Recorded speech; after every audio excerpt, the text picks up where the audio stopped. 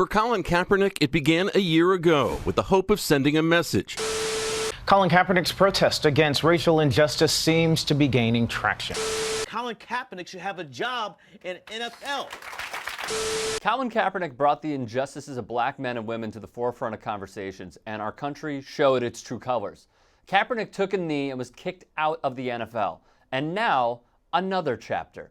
Let me introduce Chad Kelly. Kelly was arrested for criminal trespassing, seen here. According to an arrest affidavit, Kelly entered the home, sat down on the couch next to a woman inside, and began mumbling incoherently. The woman called for another resident in the home, who entered the living room and hit the man, Kelly, in the upper back with a stick, which police later determined to be an aluminum pipe from a vacuum cleaner. He was later found sitting inside a black SUV. Ah, yes. Buffalo, New York. An altercation outside of a Buffalo bar on the weekend involving the nephew of Bills Hall of Famer Jim Kelly. Chad Kelly at about 3:15 a.m. punched a bouncer in the face after being thrown out, then stated, "I'm going to go to my car and get my AK-47 and spray this place." But wait!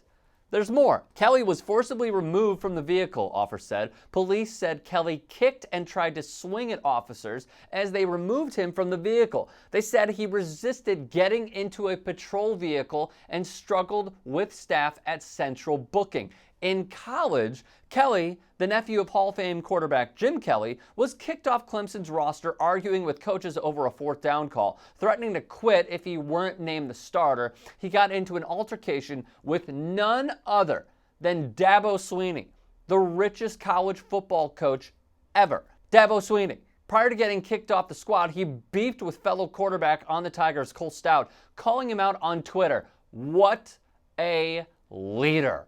Prior to the draft, he was disinvited from the NFL Combine because of legal transgressions. Chad Kelly is a head case. He puts every teammate and citizen in legal jeopardy, which forces us to turn to the city of Indianapolis. Colts signed former Broncos quarterback Chad Kelly. Wait, what? The inverse of these loud, brash, criminal acts? A silent one, where one man remains unemployed and cannot simply buy a tryout. What must he, Kaepernick, possibly do? What must he possibly say to get another chance? Be an Arena League quarterback? Hi, Baltimore. How you doing?